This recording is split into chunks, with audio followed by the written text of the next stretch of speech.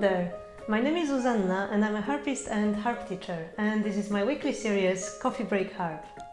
Today's topic is continuation of the video about Alexander technique from the previous week. If you haven't watched it already, make sure you go and check it out. Today I'm going to be talking about a few simple things that you can do to prevent injuries when playing. Just a quick note, if you want to download free extra materials for this episode, you will find the link in the description under this video. Leave your email there and get access to materials from all videos and notifications about future episodes. And now, back to today's topic, and we're going to start with looking at your head. How much do you think your head weighs?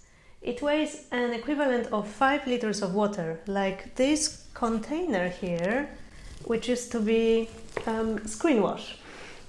The best way to manage this kind of weight is to keep it balancing on top of your spine. So be careful not to tilt your head when playing, as a harpist will most likely have the tendency to tilt it to the left, so watch out for that. Make sure that you sit in a way that allows you to see the strings and the music well enough from where you are, without the need for twisting or tilting the head. If you want more information about finding the best way to sit, do check out my previous episode. I'll put link again in the description of this video.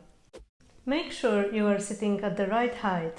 Sitting too low may mean that you will have to lift your arms higher than necessary, and that can result in pain.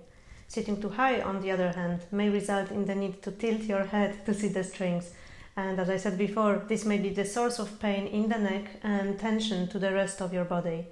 Also make sure that the way you hold your harp doesn't make you take on more of its weight than you need to. Each instrument, regardless of the size, has a balance point where you will feel hardly any of its weight. Breaks well spent can help you play better. Try lying down in the Alexander lying down position that I was explaining in the first video about Alexander technique. Put an alarm at the start of your practice session to ensure that you don't play for too long and to stop well before there is any sort of pain. When you're facing periods of intense preparation, I would usually advise you to take breaks every 20 minutes of practice, but with very difficult pieces, I do this as often as every 10 minutes. Knowing that your practice is divided in smaller chunks of time will help you organize that time better. While it's easy to overestimate what you can achieve in 2 hours, it's much easier to pick one thing that you can focus on for 20 minutes or less. The habit of lifting your left shoulder often comes in pair with tilting the head towards that shoulder. When checking your left arm position and whether the elbow is high enough, make sure that you don't lift the shoulder instead. You want to keep your elbow away from your body and the shoulder low and relaxed.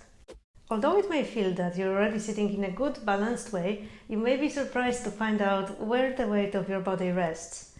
Try this quick exercise. Try sitting on the side of the stool, only using your left sitting bone. Then try on the other side of the chair, this time using your right sitting bone. How different does that feel? Try to take a moment when you sit down to play to feel both of your sitting bones on the chair. That will help to distribute the weight of your head with the gravity down through your neck and then through the spine, right to the both sitting bones and then again to your feet. Watch out for that habit also when you're not playing.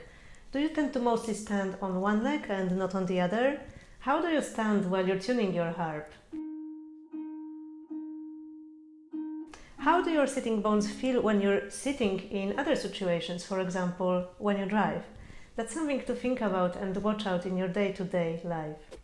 Now that you know the 5 unhelpful habits, do you know how to spot them? It can be really hard to notice this when you're focusing intensely on music.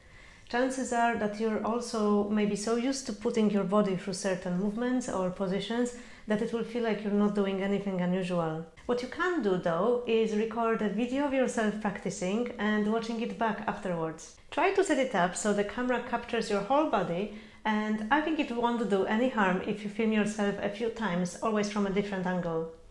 Once you've done that, let me know in the comments, what have you noticed? I hope this episode was useful. As always, do let me know if you have any suggestions for future videos. I'll be looking forward to hearing from you and seeing you here again next week. Take care for now. Bye! The best way to manage that weight is to keep it balancing on top of of your spine. Let's try to do that. Let's hope it will not come down. And my feet. Gosh, I should be even shorter person.